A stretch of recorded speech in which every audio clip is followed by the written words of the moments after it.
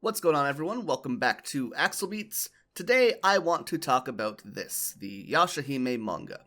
One of the most common complaints that I hear about the manga is that people don't consider it to be canon, and because of that, the quote I've heard is, it's a fanfiction of a fanfiction, because they also don't consider Yashahime to be canon, which I disagree with, but whatever. The part of that that really bothers me is the idea that just because something isn't canon, it can't be enjoyable. So the manga itself is separate of the anime. They seem to be telling different stories at different paces, but I don't think that devalues the manga at all.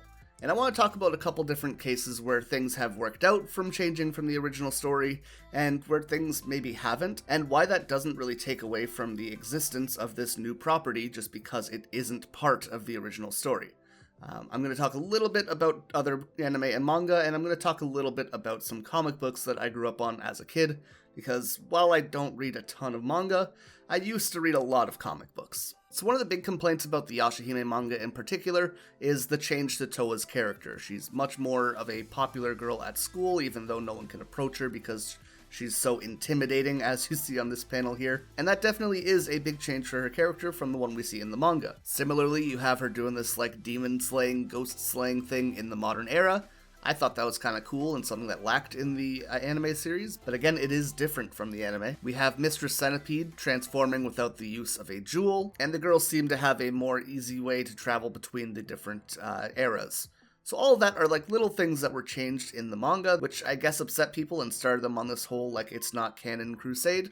But yeah, let's talk about some other examples. Now the first one I want to take a look at is the Fullmetal Alchemist 2003 version, comparing it to the 2009 version. While it is just about universally agreed that the 2009 version is definitely better, it is also canon, it follows the manga much more closely, I honestly really like the 2003 version, and many other people do as well. The new change on how homunculus are made, the stories that come along with those, the more personal developments as a result of them, and the different villain are all things that I really liked in the 2003 version, and just because it's non-canon does not mean I didn't enjoy it all the same. It's a different story, yes, but it has a lot of value all the same. Similarly, we have Dragon Ball, Dragon Ball Z, Dragon Ball GT, and Dragon Ball Super. Now, each of these stories has a different level of involvement from Akira Toriyama, the original writer of Dragon Ball. The original series, obviously, and Dragon Ball Z are much more heavily intertwined with him himself, whereas Super is more trailing off influence throughout the thing, and GT is kind of its own beast, and GT is the one I want to talk about specifically. I think that when we're doing a sequel, I think it's very important to carry over the themes and values of the previous series, and that's where Dragon Ball GT kind of suffered a little bit, as well as, general poor writing. And when you add that poor writing in with the discussion of it not being canon, people had this thing to latch on to when they wanted to attack the series. Now, is GT good? No. But there are elements of it that people really like. Super Saiyan 4. I really like the idea of the Dragon Balls having these consequences attached to them being used. So the Shenrons at the end. Baby is a really cool villain. There's a lot of elements in the story that are really neat, but because it doesn't hold up to the rest of the series, a lot of people just say, well, it's non-canon and we don't have to worry about it. And yeah, that is definitely a way you can look at it. And yes, that is definitely a way that you're able to look at it, and I think it's probably the right way to look at it. When we're talking about canon, we really don't have a choice about what's actually included in a story. I cannot change that Inuyasha gets the Tessaiga. I can't change that Goku starts with the 4-star Dragon Ball. I can't change any the core values of the canon story. However, with the inclusion of non-canon material, you have the choice of what you want to be part of your Dragon Ball experience. If you don't like GT, you literally never have to watch it. You never have to worry about it, you don't have to talk about it. If you don't like Yashahime's manga, again, don't read it. If the option is there, you don't have to use it. But for those who do want to see it, and who do enjoy it, the option is there, and inclusion of non-canon material is just more content that you have the choice to enjoy. And that's where we're going to lead into my other part of this video, where I'm talking about North American comic books. I know there's a whole different culture between Japanese and North American comics, but I think something very unique to anime fans specifically is the idea that canon and who writes the story is incredibly important. and I'm going to show you exactly what I mean here. This is The Amazing Spider-Man, a series which is more or less considered the core canon for Spider-Man. As we see over here, it was created by Stan Lee and Steve Ditko, and written by all of these different people. We have Volume 1, Volume 2, 3, 4, 5.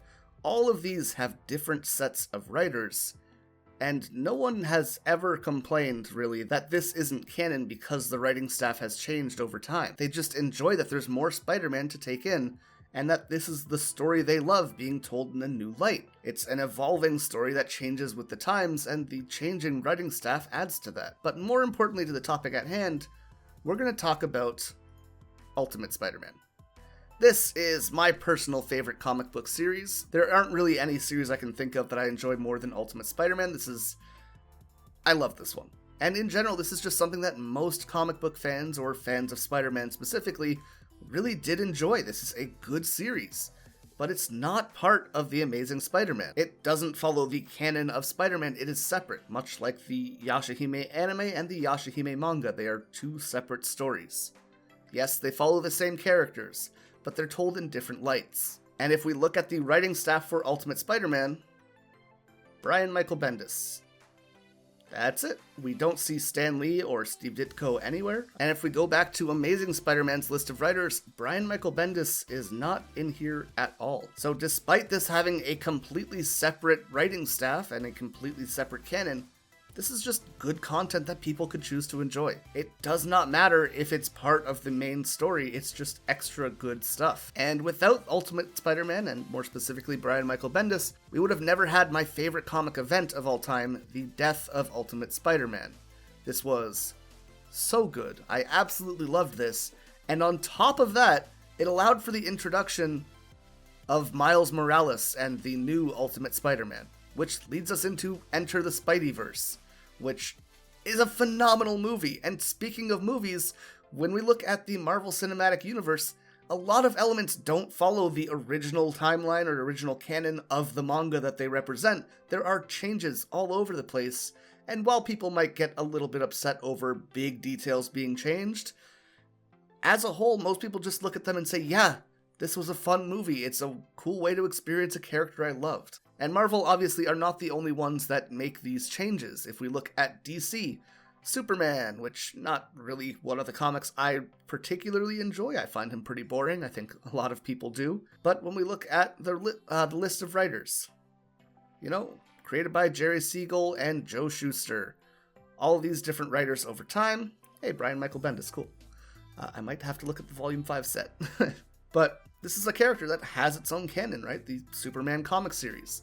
And yeah, I don't enjoy them. You know what I did enjoy though? Superman Red Sun, a series about Superman landing in the Ukraine instead, and how that changes his story. This was really, really interesting, and I think that it's something that Superman fans and people who dislike Superman both benefited from alike. It's a new perspective on the character. While Superman himself is very white bread for me, Red Sun was a more exciting version of that story, an exciting version of that character. So it brought it to life for me. And when we look at the writer for Red Sun, we have Mark Miller. This isn't Jerry Siegel, it's not Joe Shuster, and yet the story is great. It doesn't have to be canon written by the original author for it to be something that we can all enjoy. So when I see that Rumiko Takahashi isn't writing every scene in Yashahime, okay. When I see that she's not writing the manga herself, cool. That doesn't really bother me. Now, is there situations where people will take the content and make something that maybe isn't the best? Absolutely. For example, yeah, Dragon Ball GT. But more in line with this, we have Superman at Earth's End, a story about Superman in the future where he has this big fuck-off gun. He fights like manipulated clones of Batman, and Hitler is there. It's a little bit all over the place. Not exactly a great comic, but, that's going to happen from time to time when you have a bunch of people taking over a property. Sometimes it's going to be a hit, sometimes it's going to be a miss. And I haven't read this one, but who knows, maybe Superman True Brit is a good series as well. I guess they saw the success of Red Sun and spun it into the British version, which less appealing to me, but sure. Either way though, I think that's kind of everything that I wanted to cover. This idea that If the original author isn't involved, it can't be canon, which means it can't be worth your time, and I just think that's really dumb. Like, yeah, it's great when the original author is there, but as long as someone can hit the themes and the values that the original author meant for that character, or at least subvert them in an interesting way like Red Sun did, good. That's just more content for me to enjoy, and I'm not sure why there's hate for something that you don't have to participate in. If you don't like that Rumiko Takahashi didn't write the manga herself, don't read it. I don't understand why there's like this hate that, it's not canon, it's garbage. A lot of people are going to enjoy that content whether she was heavily involved or not involved at all. Considering fans of the anime and the manga in Japan will actually look at things more in line with how the West looks at comic book writers, I just find it really, really strange that we all of a sudden have this, it needs to be canon, it needs to be Rumiko, it needs to be whatever, perspective on manga and anime. I just think it's like another one of these cases where the Western audience is more worried about shit that doesn't really matter than the people who are actually making the content. And honestly, that's a shame. But let me know what you guys think in the comments. If you like this rant or you want more videos like this in the future and you have ideas for things you want me to talk about, let me know those in the comments as well. If you enjoy this video, please leave a like and subscribe for more in the future. And if you missed me talking about the Yashahime Manga's first chapter, I'll post that in the end card as well. But with all that being said, thank you guys so much for watching, and until next time, remember to stay excellent.